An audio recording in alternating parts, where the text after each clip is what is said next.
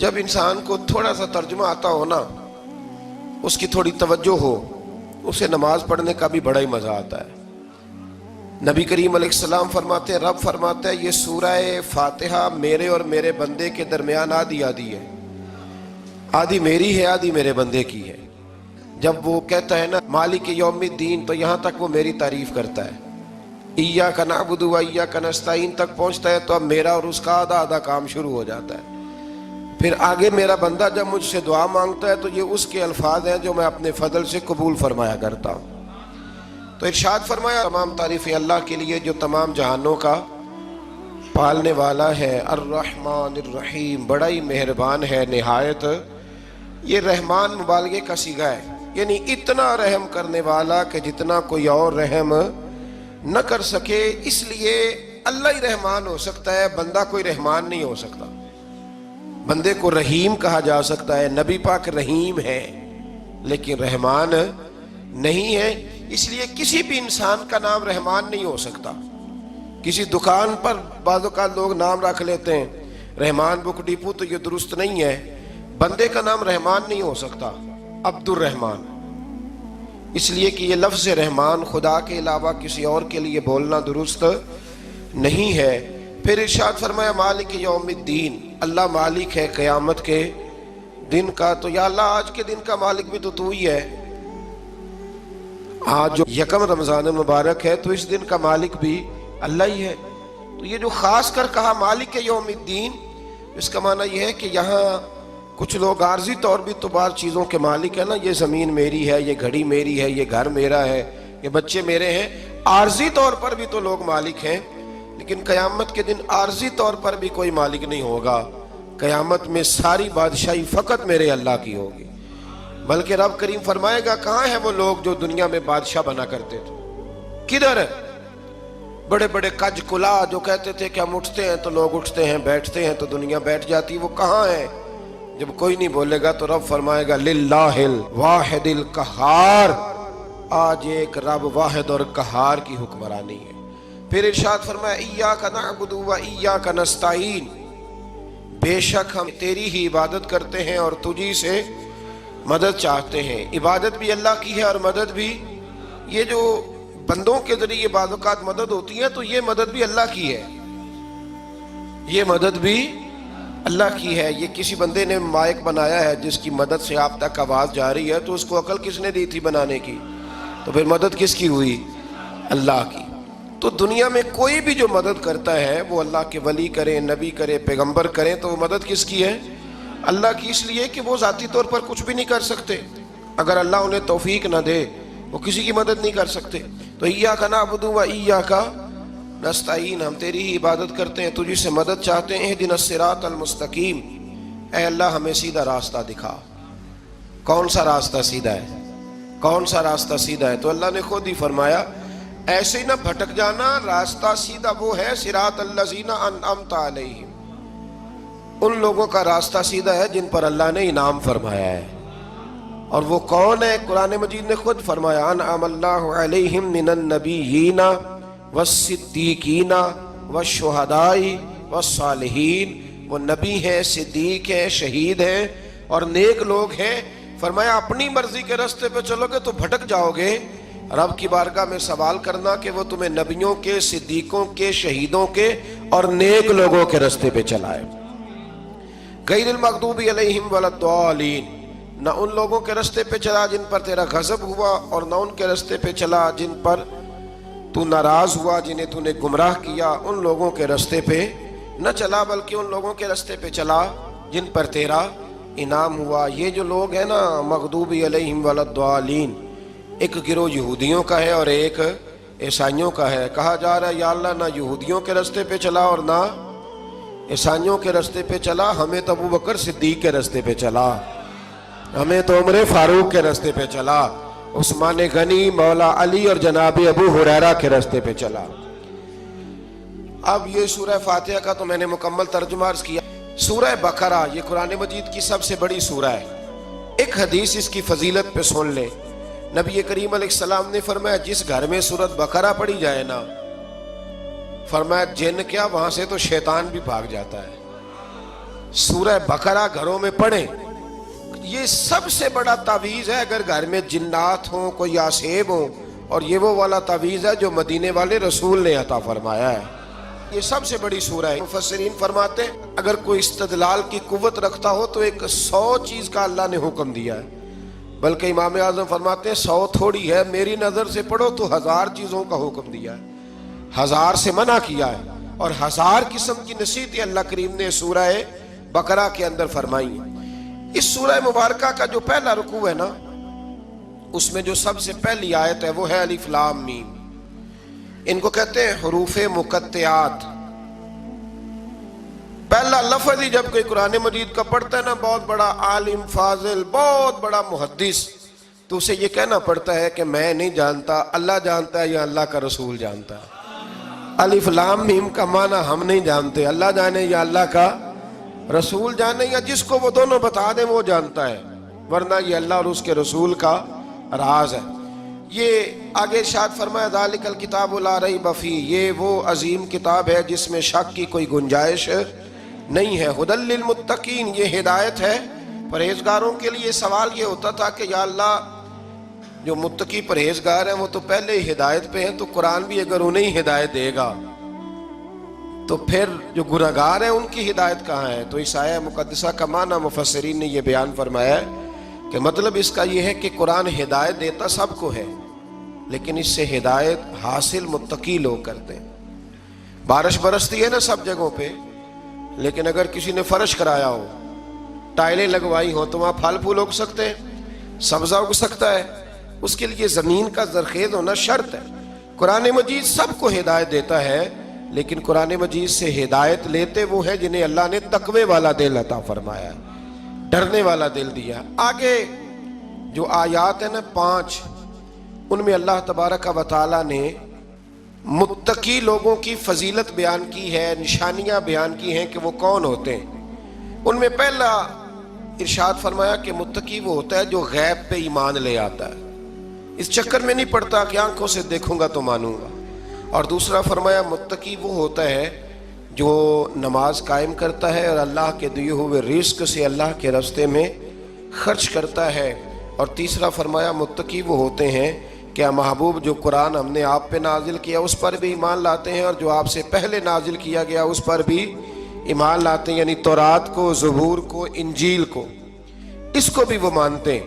اور پھر اللہ کریم نے فرمایا اولئک علی ھدی من ربہم واولئک ھم المفلحون.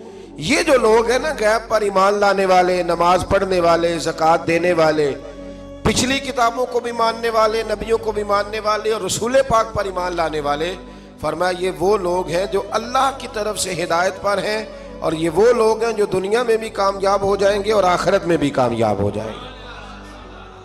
پھر آگے نا اللہ تبارک و تعالیٰ نے کفار کا ذکر فرمایا ہے 3 آیات کے اندر. مومن کے بعد دوسرا درجہ کس کا ہے ذکر میں؟ کافر کا. پہلے بات ہوئی 5 آیات میں مومنوں کی، اب 3 آیات میں ذکر کیا گیا پکے کافروں کا. مومن وہ ہوتا ہے زبان سے بھی اللہ اور اس کے رسول کو مانے، ان کی لائی ہوئی چیزوں کو مانے اور دل سے بھی تسلیم کرے. اور کافر وہ ہوتا ہے کہ جو نہ زبان سے مانتا ہے اور نہ ہی دل سے تسلیم کرتا ہے. پھر اللہ تبارک و تعالیٰ نے 13 آیات کے اندر 3 آیتوں میں کافروں کا ذکر کیا، اور 13 آیات کے اندر پھر منافقین کا ذکر فرمایا ہے. منافق اس کو کہتے ہیں، منافق اس کو کہتے ہیں جو زبان سے تو دعوے اونچے اونچے کرتا ہے ایمان کے، لیکن اس کے دل میں ایمان موجود نہیں ہوتا. آپ حیران ہوں گے، یہیں پہ بات کو ذرا غور سے سمجھیں کہ مومنوں کا ذکر 5 آیات میں اور کفار کا 3 آیات میں، پکے کفار کا. اور منافقین کے لیے اللہ نے اگلے ہی رکوع میں 13 آیات بیان فرمائی. 13. یہ خطرناک گروہ ہے منافقین کا، یہ خوفناک لوگ ہیں. یہ وہ چھپی ہوئی بیماری ہے کہ جس کو پکڑنا تھوڑا مشکل ہے. کچھ بیماریوں کو ڈاکٹر کہتے ہیں نا یہ خاموش قاتل ہے، قتل کر دیتی ہے پر پتہ نہیں لگنے دیتی. اسی طرح منافقین کا ٹولہ ہے. قرآن مجید کہتا ہے ان منافقین کے بارے میں وَمِنَ النَّاسِ مَن يَقُولُ آمَنَّا بِاللَّهِ وَبِالْيَوْمِ الْآخِرِ وَمَا هُمْ بِمُؤْمِنِينَ. اے محبوب کچھ لوگ کہتے ہیں ہم اللہ اور آخرت پر ایمان لائے، لیکن وہ ایمان لانے والے نہیں ہے تو جب رب کہتا ہے نہیں ہے، آج کسی کو کہہ دیا جائے نا کہ وہ بندہ جھوٹا کلمہ پڑھتا ہے، اس کی باتیں نہیں بتاتی، تو کہتے ہو آپ ایک کلمہ گو کو برا کہہ رہے ہیں۔ تو یہاں تو اللہ ان کے کلمے کا بھی اعلان فرما رہا ہے اور ان کے نفاق کا بھی اعلان 13 آیات میں۔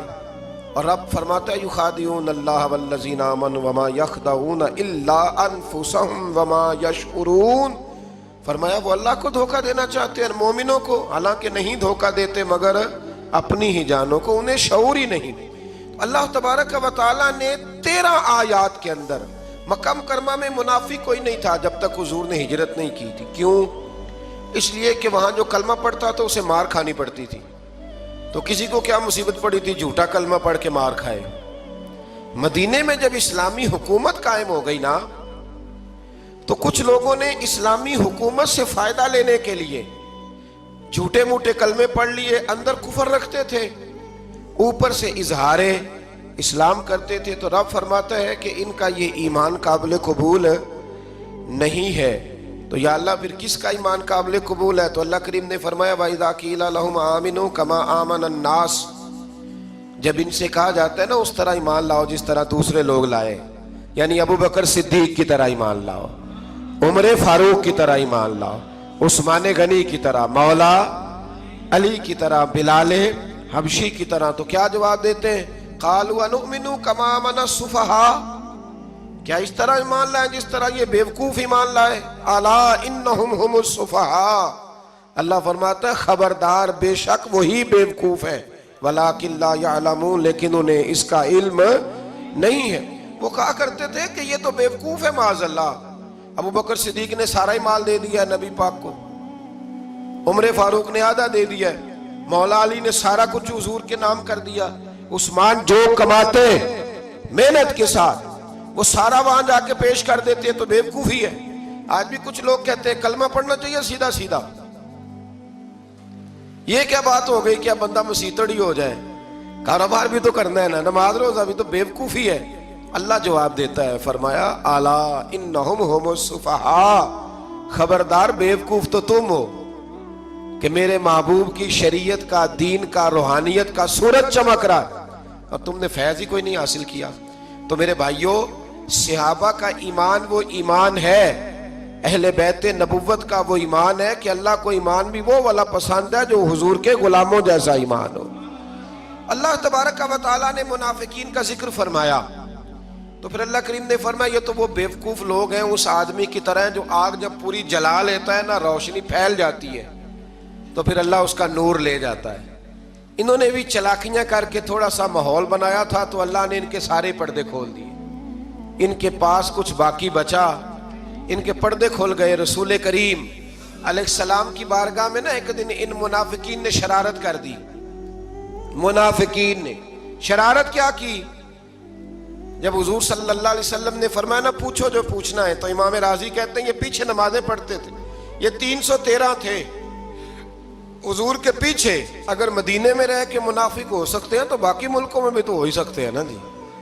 حضور کے پیچھے نمازیں پڑھتے تھے تو ایک دن کہنے لگے نہیں یہ کہتے ہیں جو مرضی پوچھو تو ہم پیچھے نمازیں پڑھتے ہیں، ہمارا انہیں پتہ نہیں۔ جب یہ اعتراض کیا نا حضور کے علم پر، آپ سمجھ لیں کہ حضور کے علم پر اعتراض کرنا طریقہ کس کا ہے، طریقہ کس کا ہے حضور کے علم مبارک پر اعتراض کرنا۔ کہنے لگے پیچھے نمازیں پڑھتے انہیں پتہ ہی نہیں۔ جب یہ کہا تو اللہ کے رسول نے نا، جمعے والا دن تھا، حضور نے فرمایا میرے علم پر اعتراض کرتے ہو؟ 70 بندے نام لے کر اور ولدیتیں لے کر، بلکہ بہت سارے ایسے تھے جنہیں کنفرم ہو گیا کہ ولدیت اصل میں ہے کیا، انہیں طے ہو گیا۔ حضور کے بے ادب کے لیے یہ طے کرنا بھی مشکل ہوتا ہے نا، طے ہو گیا کہ ولدیت ہے کیا۔ 70 بندے نام لے کے حضور نے مسجد نبی سے نکال دیے، فرمایا یا فلاں بن فلاں قم فخرج فإنک منافق، او فلاں کے بیٹے فلاں کھڑا ہو جا، نکل جا تو منافق ہے۔ حضور نے 70 بندے نکال دیے۔ اب 70 بندے اکٹھے گلی میں نکلیں تو رش تو پڑ جاتا ہے نا۔ حضرت عمر فاروق لیٹ ہو گئے، جمعے میں آ رہے تھے، ان کو جاتے ہوئے دیکھا تو عمر فاروق فرمانے لگے جمعہ ہو گیا ہے بھئی، 70 بندے نکل آئے باہر، جمعہ ہو گیا ہے۔ تو ایک منافق کہنے لگا تھا کہ نہیں حضور نے نکال دیا. تو عبداللہ بن ابی سلول جو ان کا سربراہ تھا نا، وہ کہنے لگا چپ کر. حضرت عمر سے کہنے لگا ہاں جی ہو گیا ہے. وہ بھی کہنے لگا تھا نہیں ہوا، ہمیں نکال دیا گیا. تو یہ سردار بولا، کہنے لگا ہو گیا ہو گیا. حضرت عمر کہنے لگا چلو جمعہ ہو گیا تو جا کے اندر حضور کی زیارت ہی کر لیتا ہوں، لیٹ تو ہو ہی گیا ہوں. حضرت عمر اندر چلے گئے تو پیچھے سے وہ منافقین اپنے سردار سے کہنے لگے کہ 2 منٹ میں عمر کو پتہ چل جائے گا کہ تم نے جھوٹ بولا ہے. عمر کو جا کے پتہ چل جائے. کہنے لگا بڑے پاگل ہو، میں نے تمہاری جان بچائی ہے. نبی پاک نے تو مسجد سے نکالا ہے نا. تو عمر کو پتہ چل جاتا نا ہم منافق ہیں، تو ابو بکر بھی مسجد میں تھے، علی بھی مسجد میں تھے، عثمان بھی مسجد میں تھے، بچانے والا ہی کوئی نہیں تھا. عمر نے تلوار لے کے تو دنیا سے ہی نکال دینا تھا. تو میں نے جان بچائی ہے، آپ جائیں گے نا اندر تو حضور ٹھنڈا کر دیں گے، فرمائیں گے چلو میں نے نکال جو دیا ہے. تو یہ وہ منافقین کی جماعت ہے. دوسرے سے تیسرے رکوع میں نا اللہ تعالیٰ نے انسان کو یاد کرایا ہے کہ تو نے عبادت اپنے رب کی کرنی ہے. اور فرمایا رب تمہارا وہ ہے جس نے تمہارے لیے زمین کو فرش بنایا ہے، آسمان کو چھت بنایا ہے، اور آسمان سے پانی برسا کے تو زمین سے پھل اگائے ہیں، رزق لکم، وہ بھی تیرے کھانے کے لیے اگائے ہیں. وہ جو آسمان سے بارش برسا کے زمین سے سبز اور پھل اگائے ہیں تو وہ بھی تیرے لیے. جب سارا کچھ تیرے لیے بنایا تو بھی تو عبادت کرنا اپنے رب کی، پھر کسی کو اس کا شریک نہ ٹھہرا. ایک چیلنج بھی کیا قرآن مجید نے اس رکوع کے اندر. کہا کرتے تھے مکے کے لوگ کہ آپ قرآن مجید کی آیتیں نبی کریم علیہ السلام سے کہا کرتے تھے کہ معاذ اللہ آپ خود بناتے ہیں، بنا کے لاتے ہیں. تو اللہ کریم نے فرمایا وَإِن كُنتُمْ فِي رَيْبٍ مِّمَّا نَزَّلْنَا عَلَىٰ عَبْدِنَا فَأْتُوا بِسُورَةٍ مِّن مِّثْلِهِ، اگر تمہیں شک ہو نا اس میں جو ہم نے بندہ خاص پہ نازل کیا ہے تو تم بھی اس جیسی ایک صورت بنا کے لاؤ. پڑھے لکھے تو تم بھی ہو نا، مکے میں تم بھی رہتے ہو، تو ایک صورت بنا کے لاؤ. قرآن مجید ہم سے چھینا گیا ہے سازش کے تحت، اس لیے کہ جس قوم کو قرآن آ جاتا ہے نا پھر کوئی کافر اس کا مقابلہ نہیں کر سکتا. دیکھیں نا اگر کافروں کے پاس جواب ہوتا قرآن پاک کا تو بدر اور احد میں نا کوئی آیت بنا کے لاتے، قرآن کے مقابلے کی تلواریں لے کے نہ آتے. ان کے پاس جواب ہی نہیں تھا. اور قیامت تک کسی کافر کے پاس قرآن مجید کا کوئی جواب، قرآن کا کوئی جواب، قسم اللہ کی جواب کوئی نہیں قرآن کا، اس کا کوئی جواب نہیں. کیا بات ہے قرآن پاک کی. وہ ایک دفعہ مسلمہ کذاب بے ایمان کہنے لگا میں نے بنا لیا ہے قرآن پاک کا جواب. معاذ اللہ. جواب کیا بنایا؟ وہ سورت ہے نا القاریۃ ما القاریۃ وما ادراک ما القاریۃ، کھڑکھڑانے والی کیا ہے، کھڑکھڑانے والی تمہیں کیا پتا کیا ہے کھڑکھڑی، قیامت کا ذکر ہے. کہنے لگا میں نے اس جیسی صورت بنا لیا. تو کیا بنایا؟ الفیل ملفیل وما ادراک ما الفیل. کہنے لگا ہاتھی، تمہیں کیا پتا کیا ہاتھی، تم کیا جانو کیا ہاتھی. تو پاس جو اس کے اپنے بیٹھے تھے نا چیلے، وہ کہنے لگے چپ کر جا، سارے زمانے کو پتا ہے ہاتھی کیا ہوتا ہے. تو پاگل ہے، اس کے 2 کان ہوتے ہیں، ایک سونڈ ہوتی ہے، 4 اس کے پیر ہوتے ہیں. بیوقوف آدمی قرآن کا مقابلہ کرنا ہے تو کچھ چج کے ساتھ کر، پاگلوں کی طرح مقابلہ کرے گا، جوتے کھائے گا بھی، ہمیں بھی پڑھوائے گا. تو قرآن مجید کا کوئی مقابلہ کر سکا؟ تو اس آیہ مبارکہ میں اللہ نے کافروں کو یہ کہا اگر مقابلہ نہیں کر سکتے تو پھر اللہ سے ڈرو، ورنہ دوزخ میں ڈالے جاؤ گے، وہ جس کا ایندھن آدمی اور پتھر ہے، اور بنائی بھی کافروں کے لیے گئی ہے. اعدت للکافرین، جہنم کس کے لیے بنائی گئی ہے؟ کافروں اور منافقوں کے لیے. مسلمانوں کے لیے بنائی گئی. مسلمان مرضی سے چھلانگے لگائیں تو ان کی موج ہے، ورنہ ان کے لیے جہنم، ان کے لیے اللہ نے جنت بنائی ہے.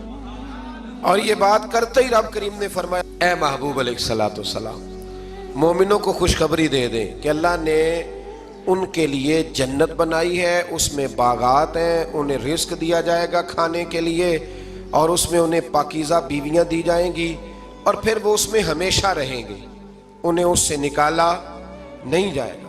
آگے جو آیات کریمہ ہے نا اس کے اندر اللہ تبارک و تعالیٰ نے فرمایا ہے کہ اللہ حیا نہیں کرتا سمجھانے کے لیے مچھر کی مثال بھی دینی پڑے. فرمایا قرآن سے کچھ لوگ ہدایت حاصل کرتے ہیں اور کچھ گمراہ ہو جاتے ہیں.